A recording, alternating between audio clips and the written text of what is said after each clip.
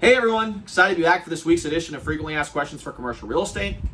In today's video, what I thought I'd do is to kind of elaborate a little bit on the commercial real estate process. What I generally do is when I sit down with a commercial client for the first time, I generally go through expectations or what they can expect about the process. And I thought that'd be a great topic for today's video. So what I'd like to do today is share with you 3 particular expectations that I set about the commercial real estate process with my clients, in particular if they're newer business owners that have no frame of reference of which to go off. So the first thing that I'd like to set as far as an expectations is concerned is to explain to my client that there's no such thing as a perfect property. Now, when you first start a business, you probably have this idealized version of what your business is going to look like in your head, from the business cards to the flyers to the signage to everything in between, right? So when you go through the search of trying to identify a building to operate your business out of, you may carry this idealized version of what it should look like in your head. However, unfortunately, buildings range in size, range in location.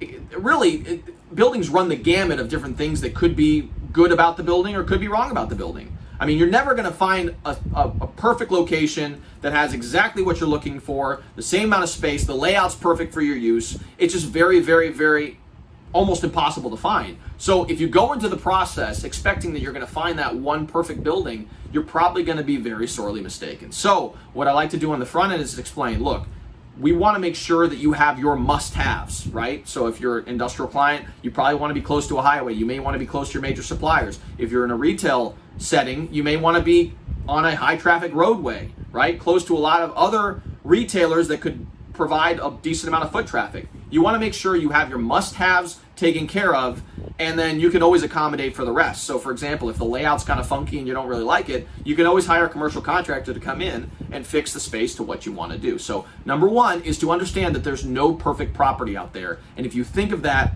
going through the process, you'll be actually better suited for identifying a property that'll actually fit your needs of your business.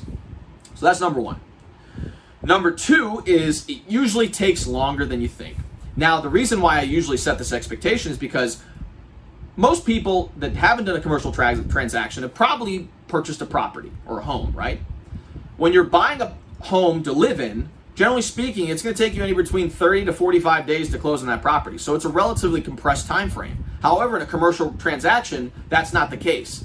I have worked with some clients that I've been able to get them in a commercial building in under 2 months. However, a lot of times it takes many more months than that. And if you have a build out that you also have to do, it could take you additional months. So generally speaking, when I sit down with my clients, I tell them, look, I would budget at least 120 days in there to account for, looking at properties, potentially putting a property under contract, and then after that, going through the due diligence process and whatever else before you actually close on the building. If you're purchasing a building, if you're leasing a building, then you have to go through the process of submitting an LOI, negotiating the lease terms, and then agreeing when you're going to actually move in. And if there's any improvements that need to take place, then obviously we'd go through that process as well. So really, I would at least account for 120 days, if not more, before you can actually move into your property and begin operations. So that's number two, is to understand that it usually takes longer than you think.